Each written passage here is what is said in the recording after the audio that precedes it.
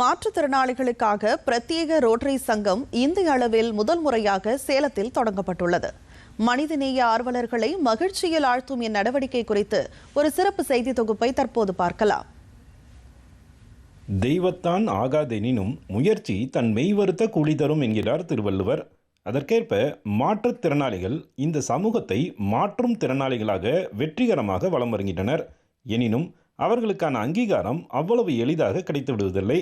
இந்த குறையை போக்கிடும் வகையில் சமூகத்தை மாற்றும் அளவிற்கு உயர்ந்து வரும் மாற்றுத்திறனாளிகளுக்காக இந்திய அளவில் முதல் முறையாக சேலத்தில் ரோட்டரி சங்கம் தொடங்கப்பட்டுள்ளது. தலைவர் முதல் உறுப்பினர்கள் வரை அனைவரும் மாற்றுத்திறனாளிகளாக இருப்பது இந்த சங்கத்தின் கூடுதல் சிறப்பாகும். ரோட்டரி மாவட்டம் 2982 கீழ் Rotary Club of Divine Hearts என்ற பெயரிலான சங்கம் தொடங்கப்பட்டது. இச்சங்கத்தின் சாசன தலைவராக மணிகண்டன், செயலாளராக ஜாகீர் ஹுசேன், பொருளாளராக விஜயகுமார் உள்பட 16 நிர்வாகிகள் பதவியேற்றுக் கொண்டனர். மேலும் 9 உறுப்பினர்களும் பதவியேற்றுக் கொண்டனர். தெய்வீக இதயங்கள் என பொருள்படும் இச்சங்கத்தின் செயலாளரான ஜாகீர் ஹுசேன் பார்வை சவால் மிக்கவர்.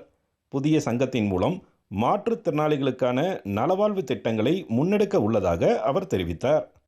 இந்த கிளப்ல இருக்கக்கூடியவர்கள் அனைவருமே மாற்றுத்திறனாளிகள் தான். மாற்றுத்திறனாளிகளால் ஆரம்பிக்கப்பட்டு இருக்கக்கூடிய இந்தியாவில் முதல் ரோட்டரி கிளப் இந்த டிவைன் ஹார்ட் தான்.